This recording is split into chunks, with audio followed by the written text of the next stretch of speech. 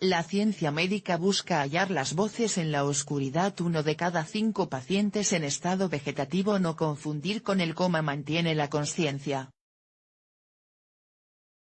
Ahora los investigadores buscan la forma de entablar una conversación con ellos.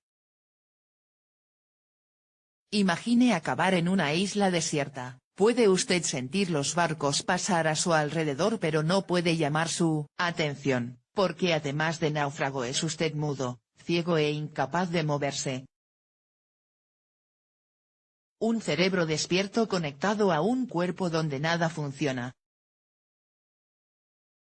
1 de cada 5 personas en estado vegetativo mantiene la consciencia, y debe de sentir una impotencia parecida. La historia recuerda a Johnny cogió su fusil, la célebre novela, 1939, de Dalton Trumbo en la que un soldado, afectado por la explosión de un obús, se despierta en una cama sin poder comunicarse más que con cabezazos contra su almohada, en código Morse. Para los pacientes en estado vegetativo, sin embargo, esto no es una opción. Afortunadamente para ellos, en 2006, un neurocientífico británico llamado Adrian Owen descubrió que con una resonancia magnética funcional, fMRI, o un electroencefalograma era posible identificar a aquellos pacientes cuya cabeza seguía en estado consciente, pese a que eran incapaces de demostrarlo con signos externos. La mayoría de estos pacientes quedaron en estado vegetativo. No confundir con el coma tras un accidente de tráfico. Aún no sabemos qué diferencia a un paciente consciente de uno que no lo está, y eso es porque no sabemos dónde está exactamente la consciencia en el cerebro, dice a El Español Davinia Fernández Espejo, investigadora en la Universidad de Birmingham, y que en el pasado ha trabajado con Owen en Canadá. Hay estudios que dicen que el tálamo es muy importante para la consciencia, y quizá haya algo en el tipo de daño talámico, que nos permita predecir si el paciente va a retener este tipo de capacidades o no, pero aún no tenemos la respuesta. Una vez identificados los conscientes, el siguiente paso estaba en comunicarse con ellos. ¿Pero cómo? Fernández Espejo y su equipo buscaron en un trabajo reciente, publicado en JAMA Neurology, qué es lo que impedía al cerebro de estos pacientes transmitir órdenes al resto del cuerpo.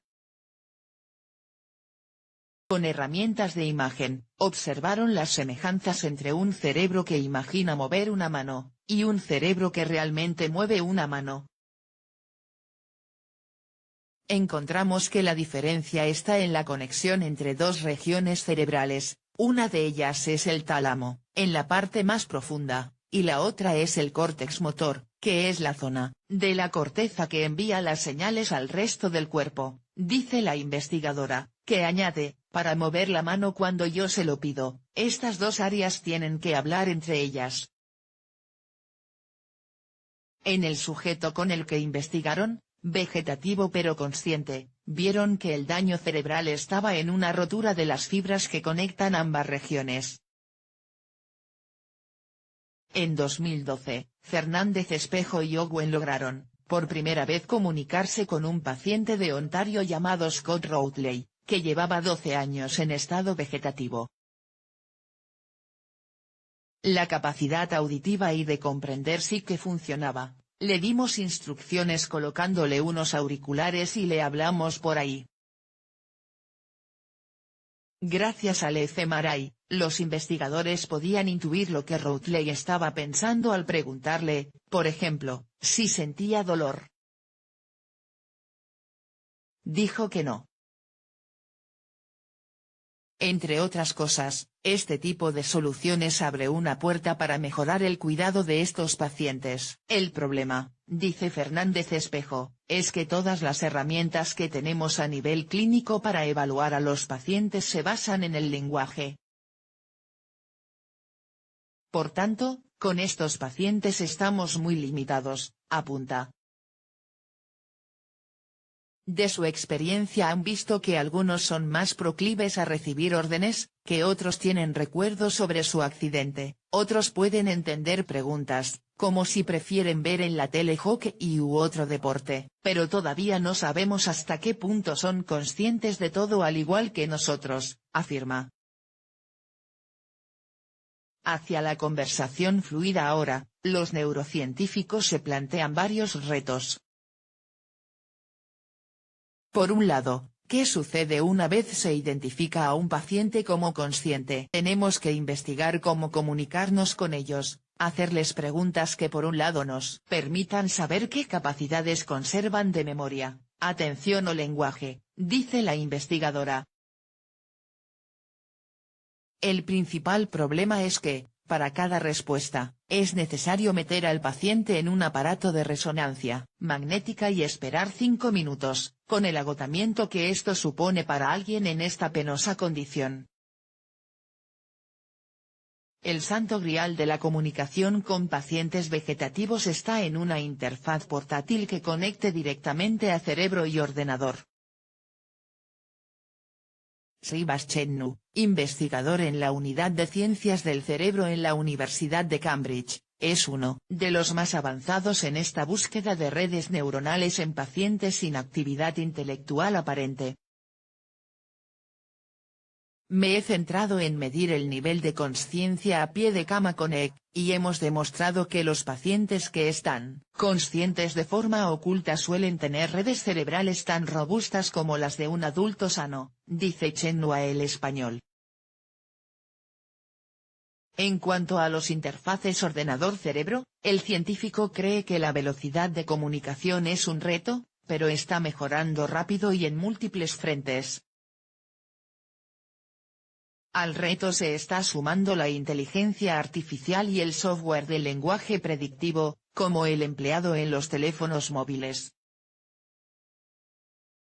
Para Chennu, un reto particular en nuestro contexto tiene que ver con el hecho de que con los pacientes vegetativos no podemos usar interfaces visuales. Para eso, se está investigando con sistemas somatosensoriales, que se puedan activar con el oído o el tacto para dar respuestas de sí/no. Es el caso de Minbeagle, un proyecto austriaco financiado por el programa europeo Decoder. Protocolos éticos. Pese a que aún queda mucho por desarrollar, un obstáculo importante ha surgido, en mitad de la búsqueda por comunicarse con pacientes vegetativos: las implicaciones éticas. Hemos trabajado en Canadá con un grupo de filósofos que se dedica a la bioética con funciones médicas y hemos desarrollado un protocolo, dice Fernández Espejo, que, durante la entrevista no se permite decir en voz alta el nombre Scott Routley, pese a ser público el caso, para no violar el protocolo ético. Luego está el asunto de la familia.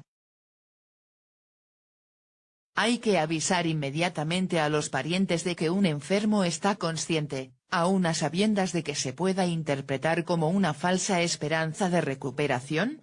Es algo muy relevante y creemos que sí hay que ofrecer esa información a la familia, pero hay que evaluar cómo, dice la neuropsicóloga asturiana. De hecho, hasta ahora, encontrar conciencia no parece que prediga nada sobre la recuperación. Además, el hecho de ser consciente no quiere decir que se pueda acabar respondiendo. En función de la gravedad de los daños en el cerebro, dominar las técnicas necesarias para transmitir impulsos neuronales inteligibles requiere, a veces, de muchas horas o días de práctica. Algunos nunca llegan a conseguirlo. Todo se hace muy estandarizado, con preguntas planas y no emocionales, porque luego es difícil discernir algo inteligible de la actividad cerebral, dice Fernández Espejo. Los esfuerzos por comunicarse con pacientes vegetativos conscientes redundarán, sin ninguna duda, en un mejor cuidado de los mismos y una mayor comprensión de los procesos cerebrales, lo que redundará en nuevas terapias de recuperación. Pero al mismo tiempo, Al debate sobre los cuidados paliativos o la eutanasia se une ahora un nuevo interlocutor,